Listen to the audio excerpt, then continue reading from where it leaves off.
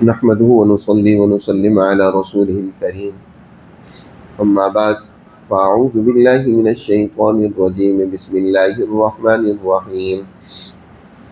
والطور وكتاب مسطور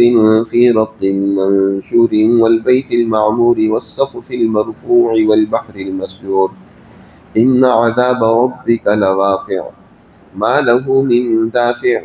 يوم تمور السماء مورا وتسير الجبال سيرا فويل يومئذ للمكذبين الذين هم في خوض يلعبون يوم يدعون إلى نار جهنم دعا هذه النار التي كنتم بها تكذبون أفسحر هذا أم أنتم لا تبصرون اصلوها فاصبروا أو لا تصبروا سواء عليكم انما تجزون ما کنتم تعملون۔ صدق اللہ العظیم۔ یہ سورہ طور کی ابتدائی آیات ہیں۔ اس سے پہلے سورہ ذاریات، یہ صورتوں کا سورہ قاف سے لے کر سورۃ القیامہ تک کا صورتوں کا ایک وہ سیٹ ہے جس میں اللہ سبحانہ و تعالی نے قیامت کے واقعات کو بڑی تفصیل اور دلائل کے ساتھ بیان کیا ہے۔ اس کے ساتھ ساتھ نبی کریم صلی اللہ علیہ وسلم کی رسالت اور قرآن کی اہمیت و عظمت کو واضح کیا ہے۔ یاد رکھیں، یہ انسان کو جو بنیادی نظریات جن کی تعلیم دی ہے شریعت مطہرہ نے، ان میں سے ایک اہم اور بنیادی نظریہ قیامت کا ہے۔ قیامت کا مطلب ایک تو یہ ہے کہ یقیناً اس دنیا میں ایک بہت بڑا انقلاب عظیم واقع ہوگا۔ یہ دنیا کا نظام یوں ہی نہیں چلتا رہے گا، بلکہ ایک بہت بڑی تبدیلی آئے گی جب اس دنیا کے سارے سسٹم اور نظام کو ختم کر کے ایک نئے نظام سے انسان کو واسطہ اور پالا پڑے گا۔ اس کی مثال دیکھنی ہو تو دنیا میں اس سے جو چھوٹے چھوٹے انقلاب رونما ہوتے رہتے ہیں، خاص طور پر نبی کریم صلی اللہ علیہ وسلم جو دنیا میں ایک انقلاب لے کر آئے کہ جس سے ظالم طاغوتی شر پسند طاقت اور قوتوں کو شکست دی گئی اور دنیا میں عدل و انصاف کے نظام کو غالب اور قائم کیا گیا، بالکل اسی طرح ایک وقت آئے گا کہ یہ دنیا کا سارا نظام اور ساری بساط لپیٹ دی جائے گی اور پھر دنیا میں عدل و انصاف کا ترازو قائم ہوگا، اور اس دن حضرت آدم علیہ السلام سے لے کر آخر انسان تک سب کا حساب و کتاب ہوگا۔ وہ دن یقیناً بعض قوموں کی کامیابی اور نجات کا دن ہوگا اور بعض لوگوں کی ہلاکت و تباہی و بربادی کا دن ہوگا۔ قرآن مجید نے اس دن کے وقوع کا تفصیل کے ساتھ متعدد مقامات پر ذکر کیا ہے، لیکن جیسے انکار کرنے والے کافر قوموں نے دیگر دین اسلام کی تعلیمات و نظریات کا رد کیا اور انکار کیا، اسی طرح دوبارہ زندہ ہونے، حساب و کتاب کے لیے اللہ کے حضور پیش ہونے کا بھی انکار کیا۔ وہ در حقیقت اپنی زندگی کو ایک احتسابی اور ایک ذمہ دارانہ زندگی کے تحت گزارنا نہیں چاہتے جس کا حساب و کتاب ان کو دینا پڑے۔ وہ اس دنیا کی زندگی کو عیاشی، مستی اور اپنے دوسروں سے لوٹ مار، ظلم و زیادتی اور اس طرح بدماشی کے تحت زندگی گزارنے کو ہی سمجھتے ہیں، کامیابی سمجھتے ہیں۔ تو قرآن مجید نے اس سورہ مبارکہ میں بھی بڑی تفصیل کے ساتھ یہاں چند ایک چیزوں کو بطور شہادت کے پیش کیا ہے، اور قیامت کا وہ جو ہولناک واقعہ ہوگا، اس واقعے کے اس ہولناکی کو قرآن نے یہاں بیان کر کے فرمایا کہ وہ دن ضرور آ کر رہے گا۔ ما لہ من دافع، اسے کوئی روک نہیں سکتا، اس کا وقوع یقینی ہے۔ اس دن تمہیں اپنی زندگی کے اعمال کا حساب دینا ہوگا۔ چنانچہ اللہ تعالیٰ نے سب سے پہلے طور کی قسم کھائی، والطور وکتاب مسطور، چار باتوں کی اللہ نے یہاں قسم کھائی ہے۔ فرمایا طور کی قسم. طور ویسے ایسے پہاڑ کو کہا جاتا ہے جو ہریالہ ہو. بعد میں اس طور سے مراد وہ خاص پہاڑ ہے جس پر حضرت موسیٰ علیہ الصلوۃ والسلام پر اللہ کی طرف سے وحی کا نزول ہوا تھا. یعنی تجلی الہی کا مشاہدہ حضرت موسیٰ علیہ السلام کو اسی طور پہاڑ پر کرایا گیا، جس کا تذکرہ پہلے بارہا گزر چکا ہے کہ حضرت موسیٰ علیہ السلام نے جب اللہ کی اس تجلی اور نور کو ایک درخت کے اندر دیکھا کہ اس درخت کو اس تجلی الہی نے گھیر رکھا ہے اور وہ اس سے روشنیاں اور لپٹیں نکل رہی ہیں، اللہ کا نور نکل رہا ہے، اور اس کے اندر سے آواز آئی اے موسیٰ میں تمہارا رب ہوں، فاخلعن علیک، جوتے اتاریے، اور یہ ایک مقدس وادی ہے، انک بالوادی المقدس طویٰ، یہ طویٰ کی وادی مقدس وادی ہے، لہذا یہاں جوتے اتار کر آئیے اور اپنے رب سے احکامات لیجئے. پھر اللہ نے وہ حکم دیا کہ فرعون کے پاس جاؤ، اسے سمجھاؤ. وہ بڑا سرکش اور ظالم بن گیا، اس نے انسانیت پر بہت ظلم و زیادتی کا بازار گرم کر رکھا ہے. اذهب الى فرعون انه طغى. وہی اللہ نے حضرت موسیٰ علیہ الصلوۃ والسلام کو اپنے وہ معجزات بھی عطا فرمائے، ید بیضا کا اور اسی طرح عصا کا، وہ عظیم معجزات بھی دیے جو تائید خداوندی تھی. حضرت موسیٰ علیہ الصلوۃ والسلام کی مدد تھی کہ جا کر فرعون کو اور اس کے درباریوں اور حواریوں کو جا کر ان کے ذریعے سے تنبیہ کرو. پھر کیا ہوا؟ وہ فرعون جو بڑے لاؤ لشکر اور تمطراق کی زندگی گزار رہا تھا، آخر نتیجہ کیا نکلا کہ وہ بحر کلثم کی نظر ہوا، وہ اور اس کا وہ سارا لاؤ لشکر غرق کر دیا گیا، اور مصر وہ پھر بنی اسرائیل اور دوسری قوموں کے حوالے کر دیا گیا جہاں اس کی حکمرانی تھی. تو طور پہاڑ اس بات کی شہادت دیتا ہے کہ جہاں سے اللہ کی تجلی کا نزول ہوا، وحی کا آغاز ہوا، اور پھر اس تجلی نے آخرکار ظالم طاغوتی طاقت اور قوتوں کو دنیا میں بھی ناکام کیا، شکست دی، ذلت اور رسوائی سے دوچار ہونا پڑا. اسی طرح وہ تجلی اب نبی کریم صلی اللہ علیہ وسلم پر قرآن مقدس کی صورت میں نازل ہوئی ہے. اب یہ کلام الہی بھی دنیا میں ظالم طاغوتی طاقت اور قوتوں کو شکست دینے، ان کو ناکام کرنے، ان کو ذلیل و رسوا کرنے کے لیے آیا ہے. اور جو تو اسے مانیں گے، اسے تسلیم کریں گے، اس پر عمل کریں گے، ان کی کامیابی یقینی ہے. اس دنیا میں بھی ان کے لیے کامیابی ہے، عزت ہے،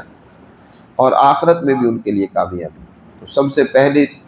تجلی موسیٰ کے ضمن میں تجلی محمدی کو سمجھایا گیا ہے، جو نبی پاک صلی اللہ علیہ وسلم پر اللہ کا نور اور تجلی نازل ہوئی ہے. اس لیے آگے فرمایا وہ کتاب مستور، قسم ہے کتاب کی جو لکھی ہوئی ہے، فی رق منشور، کھلے اوراق میں، کھلے اوراق میں لکھی ہوئی کتاب کی قسم. اس کتاب سے مراد قرآن مجید ہی ہے. بعض مفسرین نے اس سے تورات یا لوح محفوظ بھی لیے ہے، لیکن راجح یہ ہے کہ اس سے مراد خود قرآن مقدس ہے. رق ورق اسی سے ہے، ورق یا رق. جب اوراق کی جو صنعت ہے اپنی ابتدائی دور میں تھی، ابھی باقاعدہ اس نے ترقی نہیں کی تھی، اس دور میں لکھنے کے لیے عام طور پر چمڑا زیادہ استعمال ہوتا تھا. چمڑے کو باریک کر کے صفائی اس کی ایسی کی جاتی تھی کہ اسی کے اوپر بادشاہ اپنی عام دستاویز لکھوایا کرتے تھے، اور مختلف خطوط کے لیے بھی چمڑے کو استعمال کیا جاتا تھا، اہم باتوں کو نوٹ کرنے کے لیے استعمال کیا جاتا تھا. تو یہاں سے مراد وہی چمڑا ہے کہ جس کے اندر قرآن مقدس کی بھی ابتدائی آیات لکھی گئی تھی. ابتدا میں جب وہی نازل ہوئی تو اوراق زیادہ تر دستیاب نہ ہونے کی وجہ سے کسی چمڑے کے اوپر لکھ لیا جاتی تھی، زیادہ تر آیات تو چمڑے پر لکھی جاتی تھی. اس کے علاوہ بھی بہت مختلف چیزوں پر، کوئی چوڑی ہڈی مل جاتی تو اس پر آیت کو لکھ لیا جاتا تھا، کوئی ورق مل جاتا تھا تو اس پر لکھ لیا جاتا تھا. تو قرآن نے یہاں اس کی قسم اٹھائی کہ کتاب جو لکھی ہوئی ہے، مستور ہے، فی رق منشور، جی کھلے اوراق میں، اس کی قسم، والبیت المعمور، اور قسم ہے آباد گھر کی۔ بیت المعمور، معمور کہتے ہیں جو ہر وقت آباد رہے، یہ شان ہے بیت اللہ کی۔ بیت اللہ اللہ کا وہ عظیم گھر ہے کہ جہاں کوئی لمحہ ایسا نہیں گزرتا کہ کوئی نہ کوئی وہاں اللہ کی عبادت میں انسان مصروف نہ ہو، ذکر و اذکار میں، تلاوت میں، عبادت اور نماز میں، رات دن میں کوئی لمحہ بھی اس سے خالی نہیں ہے کہ بیت اللہ میں اللہ کی یاد نہ ہو رہی ہے۔ اس لیے بیت اللہ کو بیت معمور بھی کہا جاتا ہے، آباد گھر، کہ ہر وقت اللہ کا وہاں ذکر ہو رہا ہے، اس کی یاد ہو رہی ہے۔ اور بیت المعمور حدیث مبارکہ میں اس عظیم اللہ کے گھر کو بھی کہا گیا ہے جو 7ویں آسمان پر ہے، بیت اللہ کے بالکل سیدھ میں۔ حدیث معراج میں آتا ہے، نبی کریم صلی اللہ علیہ وسلم ارشاد فرماتے ہیں کہ جب میں معراج کی رات 7ویں آسمان پر گیا تو میں نے حضرت ابراہیم علیہ السلام کو دیکھا کہ وہ بیت المعمور کے ساتھ ٹیک لگائے تشریف فرما تھے۔ بیت المعمور آپ نے فرمایا وہ اللہ کا عظیم گھر ہے کہ جس میں روزانہ 70,000 فرشتے اس کے طواف و زیارت کے لیے اس میں داخل ہوتے ہیں، لیکن دوبارہ ان کی زندگی بھر باری نہیں آتی۔ اس قدر اللہ کی کثیر تعداد میں فرشتے ہیں جو اس کی عبادت میں ہمہ وقت مصروف رہتے ہیں۔ تو اس کو بھی بیت معمور کہا حضور صلی اللہ علیہ وسلم نے۔ جب اس کے لیے بیت معمور کا لفظ استعمال کیا گیا، یقیناً یہاں سے بھی بیت معمور سے وہی مراد لیا جا سکتا ہے، یا یہ بیت اللہ مراد لیا جا سکتا ہے، کیونکہ بیت اللہ در حقیقت انسانیت کی فلاح و بہبودی کا وہ مرکز ہے کہ اول دن سے اللہ نے اس عظیم گھر کی بنیاد حضرت آدم یا بعد میں حضرت ابراہیم علیہ السلام کے ذریعے سے اس لیے قائم کی کہ ہدی للناس، کہ یہاں سے انسانیت کو ہدایت ملے، یہاں سے انسانیت کو وہ نور الہی، وہ تجلی الہی کا فیضان حاصل ہو، اور اس کے نتیجے میں اللہ سے اپنا سچا تعلق قائم کر کے اپنے اخلاق کو پاکیزہ بنائے، اور انسانیت کی خدمت اور فلاح اور بہبودی کے لیے انسان کردار ادا کرے۔ تو یہ بھی اللہ کی ایک بڑی نشانی ہے بیت اللہ دنیا کے اندر۔ تو ہر کیف بیت معمور یعنی 7ویں آسمان پر اللہ کا گھر وہ مراد ہو یا بیت اللہ ہی ہو، اس کی اللہ نے یہاں قسم کھائی۔ اور فرمایا والسقف المرفوع، اور بلند آسمان کی قسم، یہ دیکھو آسمان جو تمہارے سروں پر ہے، اس قدر اس کی بلندی ہے کہ تم اس کو چھو نہیں سکتے، تمہیں اپنی تمام تر سیاروں، ستاروں، توانائیوں کے ساتھ تمہیں نظر آتا ہے۔ تم جب سر اٹھا کر دیکھو تو اس کھلے آسمان اور بلند آسمان کی قسم۔ والبحر المسجور، اور قسم ہے سمندروں کی جب ان میں آگ لگا دی جائے۔ مسجور، مسجور کا لفظ مختلف معنی کے لیے استعمال ہوتا ہے۔ جب تنور کے اندر آگ بھڑکا دی جاتی ہے اور وہ خوب گرم ہو جاتا ہے کہ اس پہ روٹیاں آپ آسانی سے لگا لیتے ہیں، تو اس کو مسجور کہا جاتا ہے، تنور المسجور کہا جاتا ہے۔ اسی طرح وہ سمندر کا پانی جب خشک ہو جائے، کسی جگہ میں پانی ہو اور وہ خشک ہو جائے، تو اس کے لیے بھی مسجور کا لفظ استعمال کیا جاتا ہے۔ اور پانی اپنی جگہ پر موجود ہو، ٹھاٹھے ماٹا سمندر جو ہے، اور وہ ایک مخصوص دائرے کے اندر، محدود مقام کے اندر موجود رہے، اس کے لیے بھی لفظ مسجور کا استعمال ہوتا ہے۔ یہاں صفت کیونکہ بحر کی آئی ہے، بحر المسجور، اس سے مراد موجودہ سمندر ہے کہ جن کا پانی بڑی وسعتوں کے ساتھ اپنے ایک مخصوص مقام پہ ٹھہرا ہوا ہے، لیکن جب قیامت آئے گی ان کو بھی ہی آگ لگا دی جائے گی۔ یہ کھولتا ہوا پانی، گرم کھولتا ہوا پانی، یہی جہنم بن جائے گا انسانیت کے لیے۔ والبحر المسجور، سرکشوں کے لیے، ظالموں کے لیے۔ اس کی قسم والبحر المسجور کی، اللہ نے یہ سب قسمیں کھا کر فرمایا ان عذاب ربک لواقع، بے شک تیرے رب کی سزا یقیناً ظالموں پر واقع ہو کر رہے گی۔ ظالم اللہ کی سزا سے بچ نہیں سکتے۔ یہاں دنیا میں مالی طاقت، افرادی قوت کی بنیاد پر یا کسی اور اپنی تیزی اور چالاکی کی بنیاد پر شاید سزا سے بچ جائیں، لیکن اللہ کے عذاب سے نہیں بچ سکیں گے۔ نبی کریم صلی اللہ علیہ وسلم فرمایا کرتے تھے صحابہ کرام سے، یاد رکھو تمہارے اعمال دوبارہ اللہ کے حضور حساب و کتاب کے لیے پیش ہوں گے۔ ہو سکتا ہے آج کوئی اپنی چرب زبانی سے مجھ سے اپنے حق میں فیصلہ کروا لے، انصاف سے بچ جائے، لیکن یہ نہ سمجھے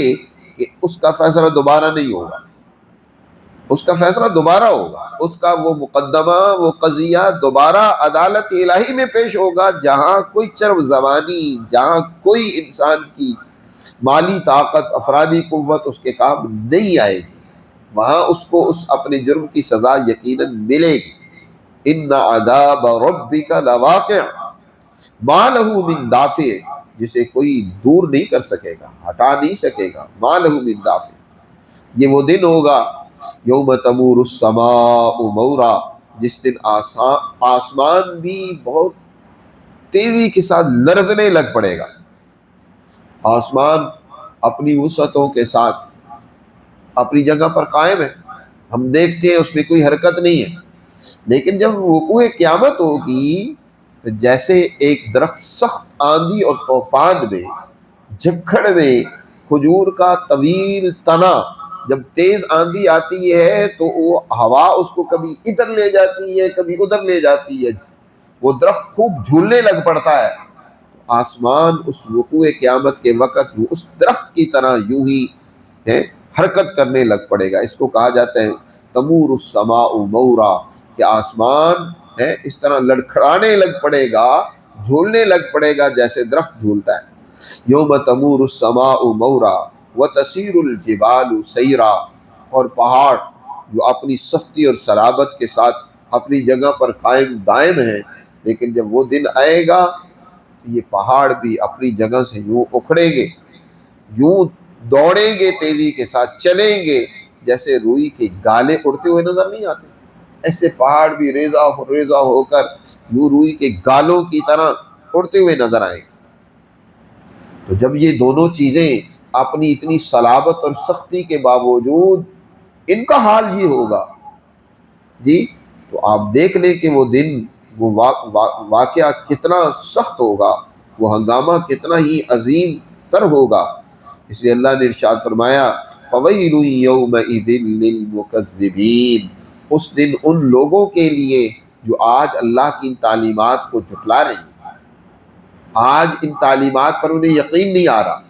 ان سے منہ موڑ رہے ہیں، پس پش ڈال رہی ہیں، ان میں غور و فکر نہیں کر رہے، ان میں کیڑے نکال رہی ہیں، ان پر اعتراضات کر رہی ہیں، اس دن ان کے لیے بڑی تباہی و بربادی اور ہلاکت ہوگی۔ فَوَيْلٌ يَوْمَئِذٍ لِّلْمُكَذِّبِينَ الَّذِينَ هُمْ فِي خَوْضٍ يَلْعَبُونَ، آج وہ بجائے اللہ کی تعلیمات میں غور و فکر کرنے کے، سنجیدہ ان پر سوال اٹھانے کے تاکہ ان کی عقل میں یہ بات بیٹھے، سمجھ آئے، ان کو سوالات پیدا کرنے کے الٹا کیا کرتے، محض وقت گزاری کے لیے اس کو اپنا موضوع سخن بناتے ہیں،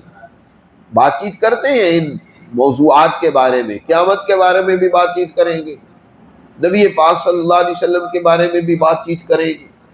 اسی طرح قرآن مجید کے بارے میں بھی بات کریں گے، لیکن اس سے مقصد محض دل لبھانا ہوتا ہے، محض دل لگی کی باتیں کرنی ہوتی ہیں۔ آج بھی بہت سارے لوگ آپ دیکھیں گے کہ دین اسلام کے بارے میں وہ باتیں کر رہے ہوتے ہیں ایک محض وقت گزاری کے لیے، انہوں نے ایک مشغلہ بنایا ہوتا ہے بات کرنے کا، کبھی کسی کو لان تان کریں گے، کبھی کسی کے بارے میں کوئی برائی کریں گے، کوئی سنجیدہ اگر کوئی سوال ہے سمجھنے کے لیے وہ کریں، وہ اٹھائیں، وہ نہیں جی۔ اگر تمہیں قرآن کی تعلیمات کے بارے میں کوئی سوال ہے تو اہل علم سے پوچھو یہ قرآن مقدس کی اس آیت کا کیا مقصد ہے، یا اور تمہیں کسی معاملے میں کوئی اشتباہ ہے تو سوال اٹھاؤ، دین اسلام نے اس سے روکا نہیں ہے سمجھنے کے لیے سوال کرنا، لیکن ان کا کام سمجھنا نہیں تھا۔ یا دوسرا مطلب یہ بھی ہے کہ اب دنیا میں ایسے لوگوں کو بے چینی تو ہوتی ہے جو ظلم، بد اخلاقی، برائی کے ارتکاب کرتے ہیں۔ اللہ ان کے اندر جو اللہ نے ضمیر رکھا ہے اس کے ذریعے سے اللہ انہیں جوڑتا ہے، انہیں فکر مند کرتا ہے کہ بے چینی اس ظلم کے نتیجے میں انسان کو راحت نہیں ملتی جو انسان دنیا میں کسی کے ساتھ زیادتی کرتا ہے، بے چینی ہوتی ہے۔ یا اسی طرح عیاشی میں مبتلا ہو کر انسان سمجھتا ہے کہ مجھے بڑی راحت مل رہی ہے، یہ تو اس کھجلی کے مانند ہوتی ہے کہ جب خارش کر رہا ہوتا ہے نا تو خارشی آدمی اس کو بڑا چین مزہ آ رہا ہوتا ہے خارش کرتے وقت، لیکن جو یہ خارش کر کے فارغ ہوتا ہے نا بے چینی بڑھ جاتی ہے، تکلیف بڑھ جاتی ہے۔ تو اسی طرح عیاش پرست انسان جب اج تک عیاشی میں مبتلا ہوتا ہے تو بڑی اسے لذت آ رہی ہوتی ہے، لیکن جو ہی اس عیاشی سے نکلتا ہے نا پھر اس کے لیے بے چینی ہوتی ہے، تکلیف ہوتی ہے، اس کے نتیجے میں اس کے ضمیر کی ملامت اس پر بڑھ جاتی ہے۔ تو اپنے دل کو مطمئن کرنے کے لیے پھر کیا کرتا ہے، بجائے اللہ کی طرف متوجہ ہونے کے، توبہ استغفار کرنے کے، اپنی غلطیوں سے باز رہنے کے، ان کو دور کرنے کے، کیا کرتے ہیں، مزید لہو و لعب میں گھس جاتے ہیں۔ پھر کیا کریں گے، گانے سنیں گے، ناچ گانا دیکھیں گے، بدماشیاں کریں گے، فحاشیوں میں مبتلا ہو جائیں گے، فلمیں دیکھیں گے، گانے، وہی لہو و لعب میں مبتلا ہو جانا، ناول پڑھیں گے۔ آج کل تو اس کے متبادل سوشل میڈیا آ گیا ہے، سوشل میڈیا پہ اپنی وقت گزاری کے لیے اپنا وقت برباد کر دیں گے۔ تو فرمایا یہ وہ لوگ تھے الذین هم فی خوض یلعبون، یہ خوض، جی یہ وہ لوگ تھے جو ایسی باتوں میں گھسا کرتے تھے جو لہو و لعب کی باتیں ہوتی تھی، کوئی فائدے کی بات نہیں، کوئی کام کی بات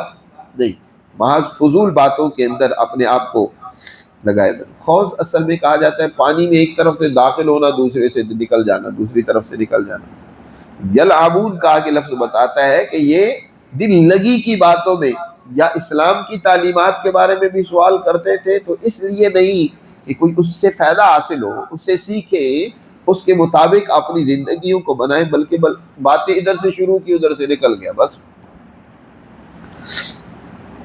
یوم یدعون الی نار جہنم دعا، اللہ تعالیٰ ارشاد فرماتے ہیں اس دن ان کو دھکے دے کر جہنم کی طرف لے جایا جائے گا۔ یدعون، دع مصدر ہے جس کے معنی ہوتا ہے دھکیل کر، دھکیل کر، گھسیٹ کر ان کو جہنم کی طرف ہانکا جائے گا، لے جایا جائے گا۔ سورہ قاف کی ابھی آیات جو پڑھی ہیں اس میں بھی اللہ نے ارشاد فرمایا کہ ہر انسان کے ساتھ کل قیامت کے دن سائق و شہید، ایک کھینچنے والا ہوگا اور ایک گواہی کے طور پر جس کے پاس اس کے اعمال نامہ ہوگا، اس کے وہ دستاویز ہوں گے، اس کے اعمال کا ریکارڈ ہوگا، وہ دو فرشتے ہوں گے، ایک کھینچ رہا ہوگا، گھسیٹ رہا ہوگا، اور اس کو گھسیٹ کر اور اس کا اعمال نامہ اس کو دکھلا کر جہنم میں دھکیلا جائے گا۔ فرمایا یوم یدعون الی نار جہنم دعا، ان کو دھکے دے کر جہنم کی طرف لے جایا جائے گا، بری طرح دھکے دینا، اور کہا جائے گا ھذہ النار التی کنتم بہا تکذبون، یہ ہے وہ آگ جس کو تم جھٹلاتے تھے،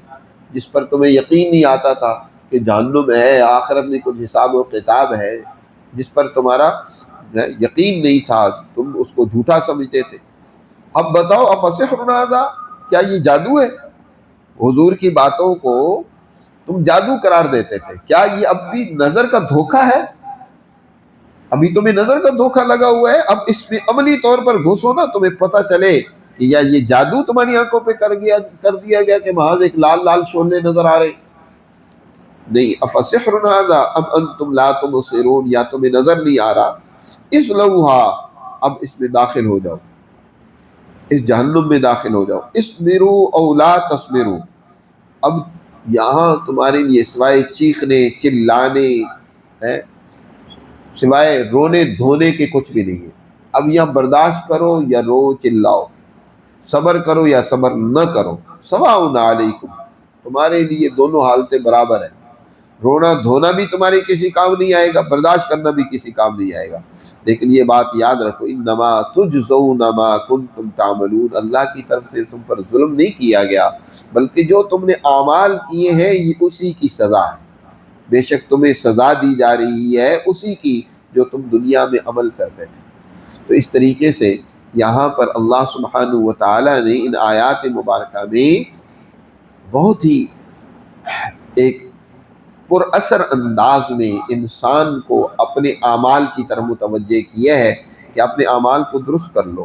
اگر نہیں درست کرو گے تو کل قیامت کے دن تمہیں اپنے ان اعمال کی جزا و سزا کا سامنا کرنا پڑے گا. وہ دن بڑا سخت ہے. جن لوگوں نے اپنے اعمال میں توازن پیدا کیا، جنہوں نے دنیا کے اندر عدل و انصاف قائم کیا، اعلیٰ اخلاق اور رویے اپنے اندر پیدا کیے، اگلی آیات میں ان کے لیے جو اللہ کے حضور سے انعامات کا ایک سلسلہ ہوگا اس کا تذکرہ کی ہے. انشاءاللہ اس کا آئندہ درس میں ہم ذکر کریں گے اور پڑھیں گے. اللہ